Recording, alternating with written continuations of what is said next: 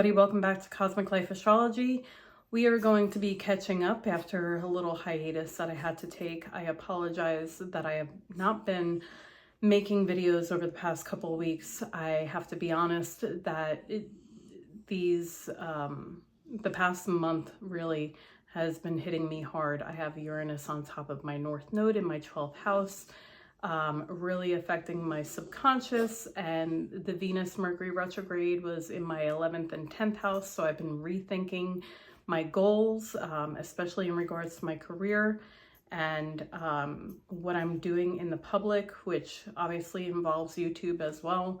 I am I have a full-time career and I am a single mom of two. So there has been a lot getting in the way of me managing everything. And I had to take a step back to really think about how I'm going to manage things going forward. I still haven't figured it out. I'm trying to get to a place where I can make this easier on myself, because when you're working from home 5 days a week and then making videos on the weekend, there's not much time to get out of the house, and that kind of isolation really starts to get to you. And I noticed that in myself, and I had to, break free from my home and get out and go see family and friends, and really, also give myself time to recluse a little bit, to reflect on how I'm going to, do all the things that I have to do, and yet continue this mission that I feel called to do with astrology. It's been something that has been essentially a lifelong passion of mine. I do love talking about it, and I love helping people understand how the planets influence us and how real it is in our lives, and as we notice it more and more, you start realizing there's a reason why this is an ancient science that has been used for thousands of years. And so I do apologize that I haven't been posting videos and any kind of content on Instagram. I needed that time, and I'm not sure how I'm going to arrange my schedule. I'm trying to figure out a way to do these videos during the week. So this way I at least have the weekends to have a little downtime, enjoy some time with other people, and yet, feel like I'm still doing something that's meaningful, that's helping people here on YouTube within the astrology community. So I'm not going to spend more time talking about that, but I wanted to explain my absence because I haven't done that before. And to be honest with you, with the channel not growing as quickly as I would like to, that also had an impact on me and made me feel some sort of way. The YouTube algorithm, as I've heard so many times after starting this channel, has really had a habit of screwing with people, making it hard for new channels to grow. And I am stuck in that situation where it's a struggle to get more people to notice the channel and get more subscribers. And when you don't feel like you're impacting a lot of people, and you're not seeing the results that you want, it really brings you down and makes you feel discouraged. And unfortunately, I've seen that with my full-time career. There were some things that are going on where I'm waiting for changes to happen that have been long overdue, and they have not happened yet. And I think a lot of people can relate to the fact that there's a stuckness between the past and the future.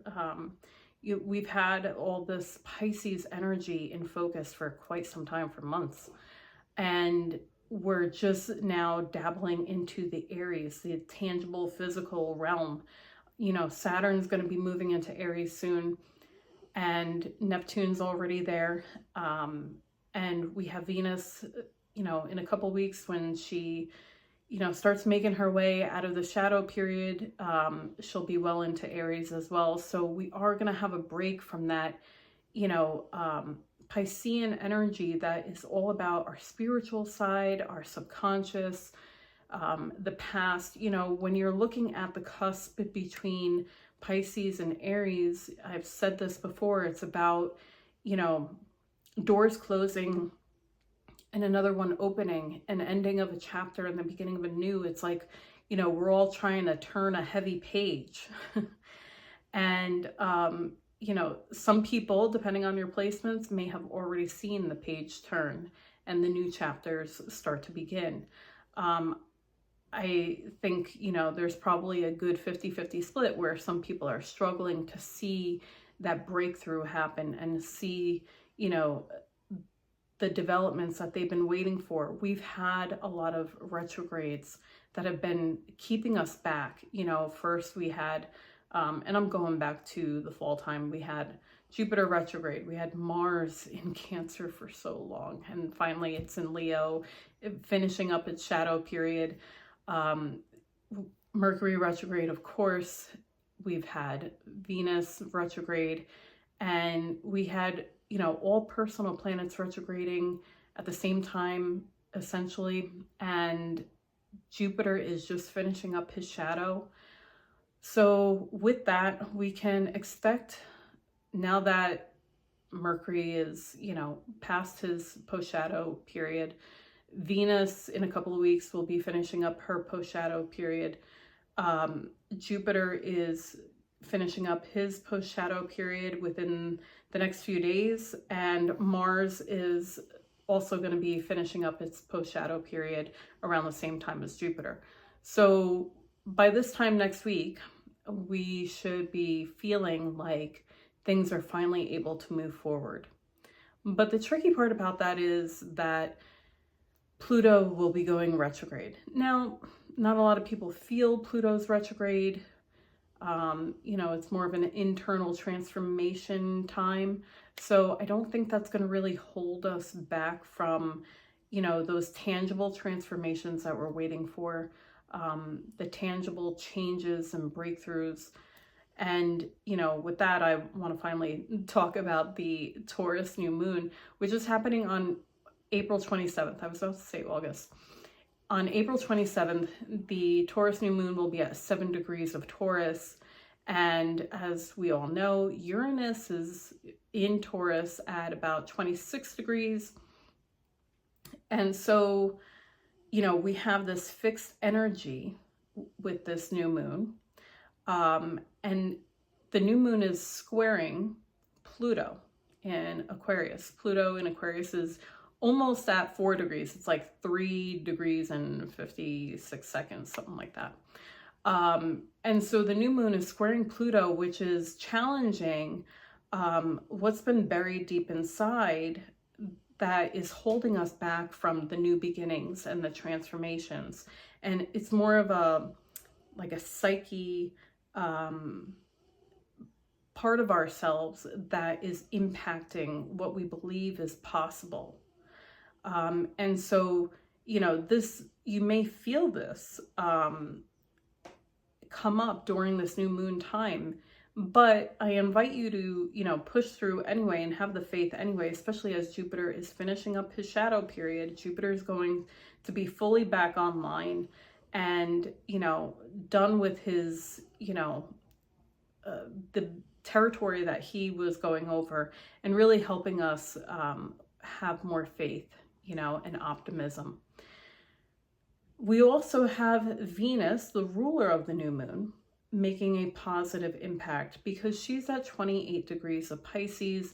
And so she's making a sextile to Uranus. And so, you know, Venus wants to break through and wants to have those breakthroughs with love and money and all the Venus energies. And yet she's been pinned down by Saturn's influence for the past few weeks. We've seen Venus very close to Saturn. And that's something we don't see very often. In fact, I don't think anybody has really seen it. Venus conjuncting Saturn. Yes, we've seen it before in our lifetime, but Venus conjuncting Saturn in Pisces, none of us have seen that in our lifetime. And they're conjuncting the North Node. So there's this karmic, there's this karmic tone to Venus and Saturn and the North Node being together, where, Venus has been kind of held back by Saturn. It's like Saturn's having that serious talk with Venus about what she wants and, where she's going to find harmony and a sense of fulfillment and happiness and love. And, all she wants to do is move forward, right? And have something tangible once she gets into Aries. Have something real, not just, in the ether realms of Pisces, right? So anyway, she's making a sextile to Uranus, and Uranus is going to help her break through that energy with Saturn. And if you have anything, excuse me, around those degrees, you'll be more significantly impacted by this sextile. We also have Juno in play, as well, as Juno is trining Venus, Saturn, and the North Node and making an opposition to Uranus. So there is definitely going to be a lot of people who are going to see this impact their personal relationships, because Juno is about what we're committed to, who we're committed to. She is the wife of Jupiter, and she's all about commitment and, where our commitments lie. And with Juno opposing Uranus, there's definitely potential for breakthrough and, possibly breakups if it's needed. And this could be regarding karmic relationships or karmic relationship patterns that need to be let go of because of that trine to Venus, Saturn, and the North Node. It's like Venus has been listening to Saturn say, you got to stop this habit. You got to stop this pattern in order to, move forward to a better destiny. And, really honor what it is you want and you need from your relationships, from your commitments. And Uranus is making connection to all of this, saying, okay, we're going to have to shake things up if you want to have what you claim that you want to have in your life. So we have a very dynamic, energy. And of course, how could we not talk about Mars opposing Pluto, which could be very intense, because we're talking about an opposition between two very strong energies. Mars and Pluto, is very much, a strong warlike energy. Pluto's about the underworld and, what's hidden beneath, beneath the surface that we need to uproot and get rid of in order to have transformations. And Mars, now that he's in Leo, is more willing to fight for what, for what he's loyal to, fight for the things that he wants, because in Leo, he's very passionate and he's very much about loyalty. And we have, this air-fire opposition, which can cause some arguments.